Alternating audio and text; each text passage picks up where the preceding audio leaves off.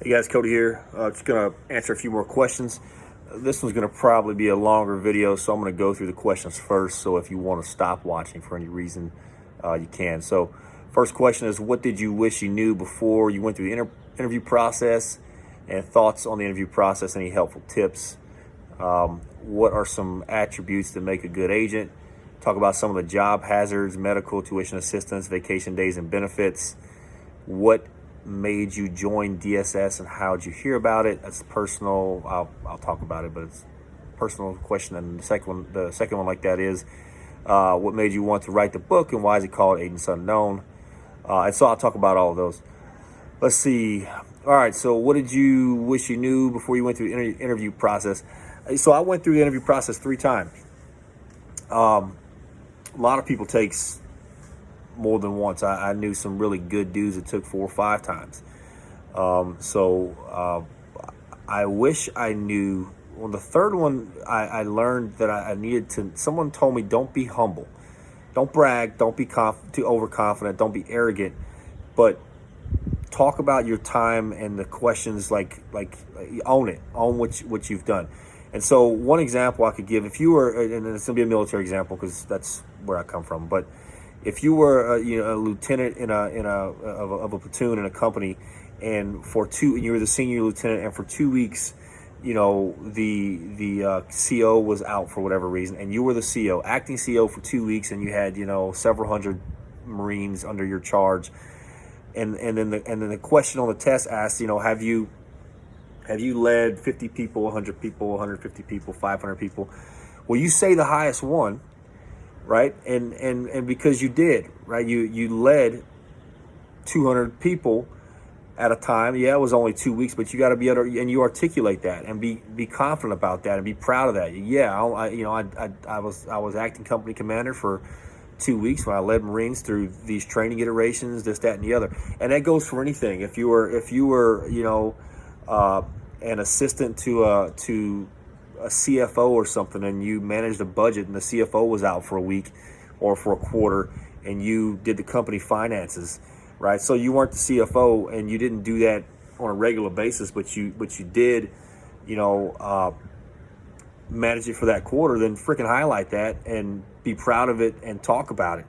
And so I would just say, don't be humble, don't lie, don't brag, don't embellish, but definitely, make it look like you did it, because you did do it, right? It doesn't. The question doesn't say, did you lead this many people for a year or two? It asks if you've ever led this many people, or if you've ever, managed budgets, or if you've ever managed people and stuff like that. So anyway, so that's one of the things I wish I knew in the first one, because I went in.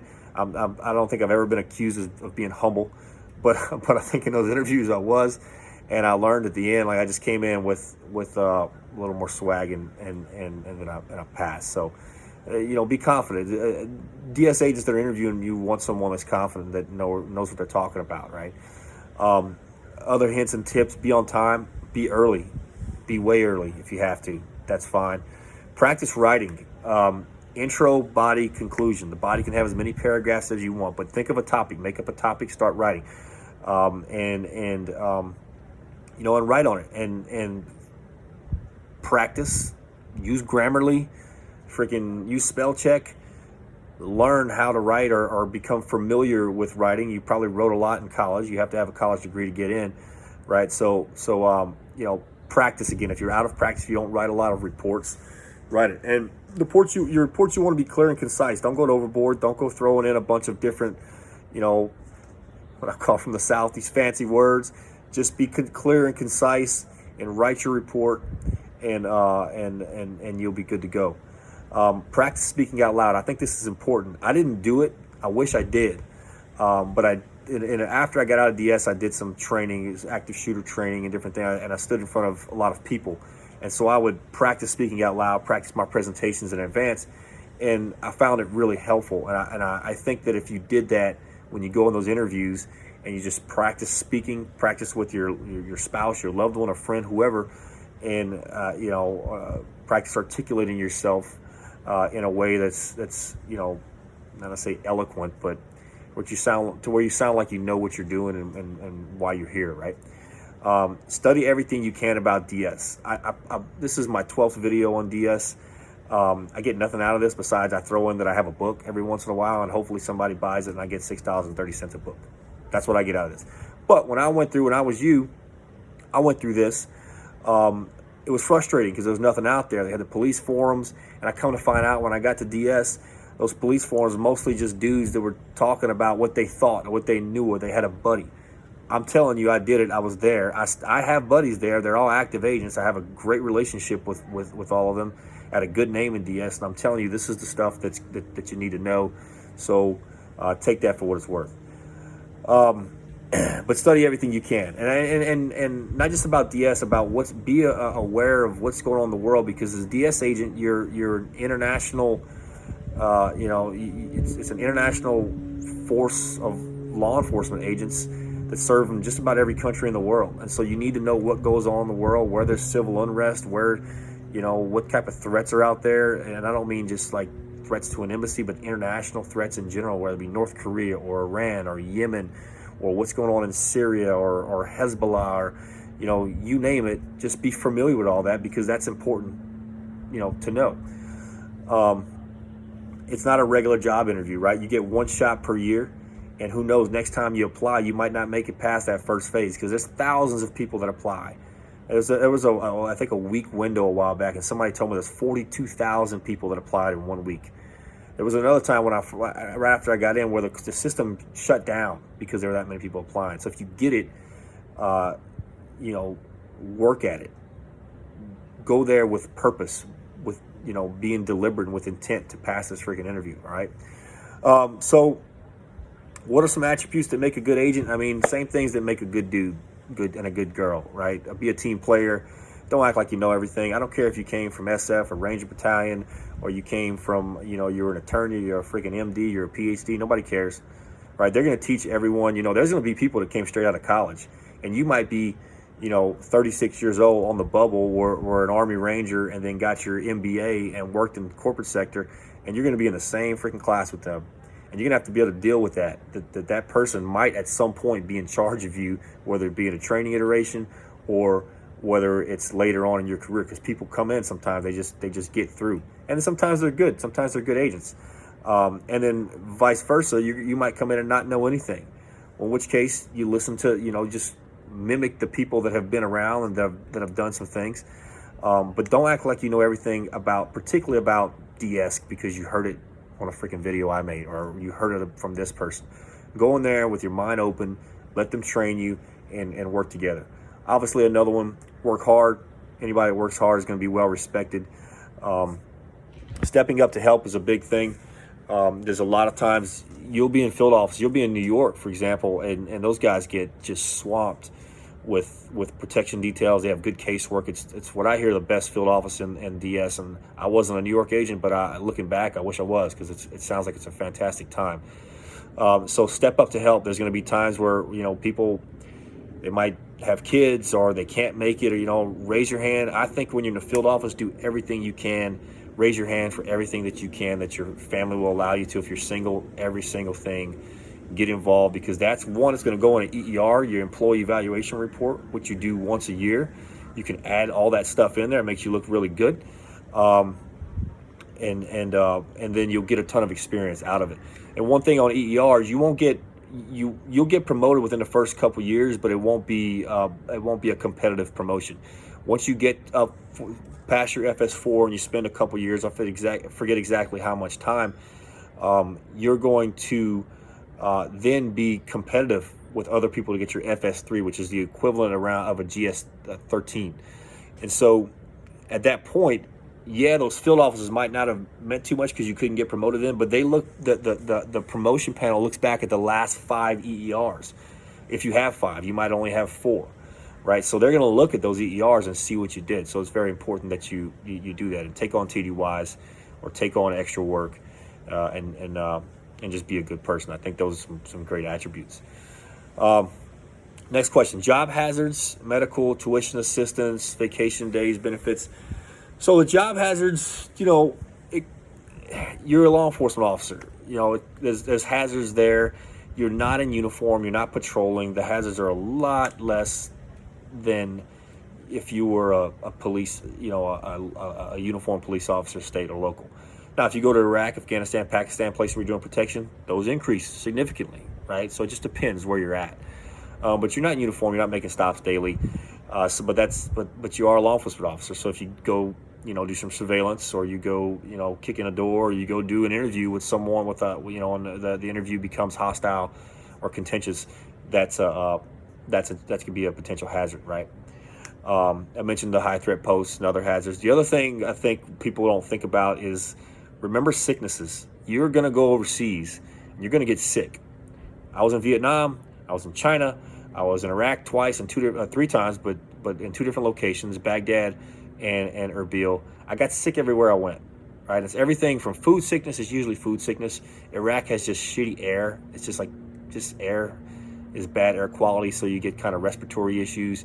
I had a buddy that was out in Lima, Peru, and he went up for a meeting or conference where the altitude was so high. I guess he had never been that high without oxygen in a plane or whatever, and got really freaking sick. La Paz, Bolivia is an embassy there. I believe that's the highest capital city in the world. You can get sick from that. African countries, there's malaria. And remember, you got to take your family to some of these places. So, you got to consider that type of stuff as well when you apply or when you bid on these posts. If you're already in BSAC, the sicknesses are there. Most of them, they come and go. I mean, I got really sick in Vietnam a couple times, but came and go, and I don't know, builds character.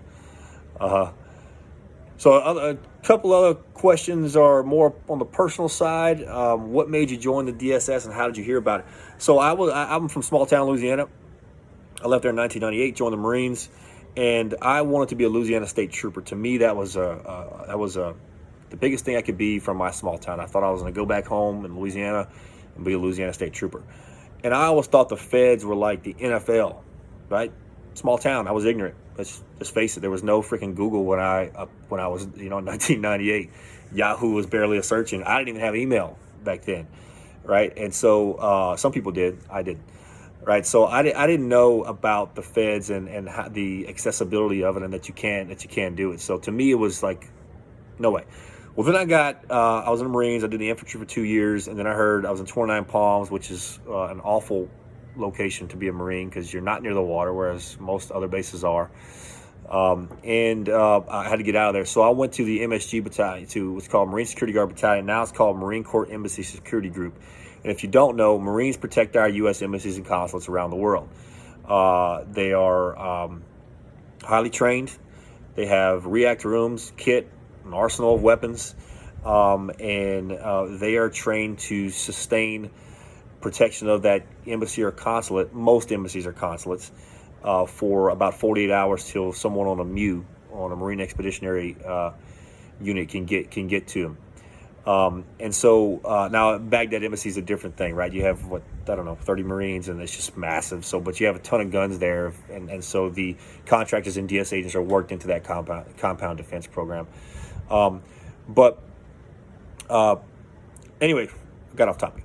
Marine security guards protect these embassies and consulates, and so I learned about it then. I didn't know what a DS agent was. DS agents are operationally in charge of the Marines. What I mean by operational is anything to do with react plans, with security policy, with dealing with embassy staff, all these types of things that are related to security, operational plans are run and created by the DS special agent in charge, which is called a regional security officer. When you're overseas, there's also deputy regional security officers, and you as a young agent will be an assistant regional security officer for several assignments until you promote. And so I learned about those about DS agents then, and that it was good. And quite honestly, there were some great DS agents and that were there when I was a Marine. And then as a Marine, for you Marines that are listening, you look at people and like, well, that guy's a shitbag. Just look how he dresses, look how he acts, look how he's kind of overweight. And I thought, well, that guy can do it, I can freaking do it. And so I did. I went and got my degree, and then I proceeded to apply 3 times and finally made it. That's how I heard about it. And Why did I join? What made me want to join? So again, I left to Louisiana to be a Louisiana State Trooper. I wanted to be in law enforcement. When I was over in Moscow, Russia, that was my first assignment as a Marine. I really enjoyed learning about the history of Russia and the culture and the language, and not the food, because the food's not that good. But I like this international. And then while I was in Russia, I got to travel to several other countries. And being a small town from Louisiana, I never had that opportunity. So I went and traveled and really enjoyed traveling the world. So I said, well, great. Now I have this thing where I can be a law enforcement agent or law enforcement officer, and I can travel the world. And to me, it was the best of both worlds. Still, best job I ever had. Wish I didn't have to leave, but duty called. Family came calling. So, last question: what made you want to write the book, and why is it called Agents Unknown? I get this a lot on podcasts, and I had somebody comment on why it's called Agents Unknown, because there's nothing unknown about them or something like that. And I say it in the book, so he read the books, he should have known. But anyway, I'm not offended. What made you want to write the book? So I was in Erbil in northern Iraq in 2014 and 15. And if you read the book, you'll know the Kayla Mueller story, or the chapter called Because of Dalal. And you'll note the prologue whenever I land in a special operations helicopter on a Peshmerga military base. And we're in Dahuk, which is, I think, 35 kilometers from the Syrian border. And I'm zipping around a taxi with my interpreter, and we go to this refugee, United Nations High Commission on Refugees, UNHCR, and we interview these two girls that were held captive with Kayla Mueller. Kayla Mueller was the first female ISIS American hostage. And so I was the first U.S. government official to speak to anyone that heard from Kayla in, I think it was about 10 months, right? So the United Nations camp called the consulate called the regional security officer. I had a portfolio of protective operations and personnel recovery, which is to coordinate all available U.S. government and local assets to recover isolated Americans. And that could be isolated from hostile means or from environmental means, or you name it. And so I flew out, and that's as a DS agent, when you go to some of these posts, some of you will get assigned those duties, and it's pretty fucking cool. So I flew out there and I interviewed these two girls that were held hostage with Kayla Mueller, and got a ton of information from them, and came back and wrote a report. That report got over to the special operations guys, the task force, which had a number of 3 different military and 3-lettered agencies that were in Erbil. I was also the liaison to that task force, given my job duties as personnel recovery and protective operations. And so I got a ton of information there, and those guys went and did a hit on the house. They went several times to interview her again. Did a hit on the house. Ended up killing Abu Sayyaf, who's the guy that was holding her hostage. Ended up taking his wife, who was complete raging bitch to them apparently. Ended up finding treasure troves of information, of financial information on ISIS and future terrorist attacks. Recovered some ancient artifacts from the Mosul Museum. It was a great hit. Unfortunately, Kayla Mueller wasn't there, and so that case kind of continued. I was just the beginning. I kind of got the ball rolling because I was sent out there to get the interview, to get the intel, to provide that, and after that, I was just liaison, just like, hey, what's going on with it? That's about it. So anyway, I started that, but that was the catalyst to me writing the book. Of course, if you read the book, then you know that Erbil was attacked, the consulate was attacked. You know that ISIS became, I put it in the book, 15 miles. I didn't realize at the time if that was classified or not, but it was 8 miles they got. They got 8 miles to us. Then the president ordered airstrikes to stop them. And then, there's a couple other good stories in the book that I thought, well, hey, I can write a book, and this will be pretty good. And if you read it, I'm not a professional writer. I didn't have a lot of money to put into it. I wrote it myself. I didn't have a ghostwriter. I had very few people, look at it. I had a freelance editor that obviously missed some things. That said, it's on me. I chose the freelance editor. And so there's grammar issues. There's I think, a misuse of a couple words. But I think overall, it came out good. The reviews showed that it came out really good. I got a bunch of reviews online. And I will add that the authenticity of the stories is significant because each story, I talk to the people that are in the story that I mentioned. For example, the Spartan 2-6 story, where I talk about all the different guys on the team, the SF guys, the Marine Recon guys, and I sent all that story out to them so they could approve and look at it, and make sure everything they realized, was the same. Same thing with the attack on the consulate. I sent that out to the guys and said, hey, what did I miss? What did I get? Did I get this right? What did I need to add? And so that's where how the stories kind of evolved into what they are, and with complete, I would say, near complete accuracy. Anyway, that's why I wanted to write the book. Why is it called Agents Unknown? For a number of reasons. First off, I'm not crazy about the title. I was then. I'm not a title now because my wife is a real estate agent and she calls herself an agent. I'm like, fuck, well, all right, Agents Unknown. It really doesn't always relate. But the main reason is, everyone hears of Secret Service. Everyone hears of FBI, right? You hear about, DEA when you need to and other, but nobody hears a fucking thing about diplomatic security. And I'll tell you, it's the coolest fucking job in the world. And we do a ton of cool shit. You have all these freaking agencies. NCIS has a Hollywood movie. FBI now has a movie, or not a movie. These series. There's these series on Hawaii 5-0. Man, fuck that. Listen, DS has a ton of stories out there on a daily basis. Are you doing all this cool shit? No, but on any given day, you can find a DS agent in the world that's done some crazy shit. I had freaking motorbikes of asylum seekers trying to ram my gates and get through the compound. We've had VBID attacks, deaths on the compound, unfortunately. There's so much that goes on in diplomatic security in the life. Like, it's a real life freaking movie. Now, again, when you're doing it, I was in Vietnam and I had a few things happen. I was in Erbil, I had several things happen. In Baghdad, a couple things, and there's a lot of days in the freaking year, right? So it doesn't happen every day. You're not like these movies. But my point is, no one knows who we are. And so Agents Unknown, I made it plural, Agents Unknown, is because everything we do is basically unheard of, unseen and unknown. And so that's kind of how I articulated in the book is nobody knows who we are. When it comes to as a federal law enforcement agency, we are unknown. And, and I'm hoping to change that. And I know that higher level DS agents in DS are trying to change that too. They're trying to put us on the map a little more.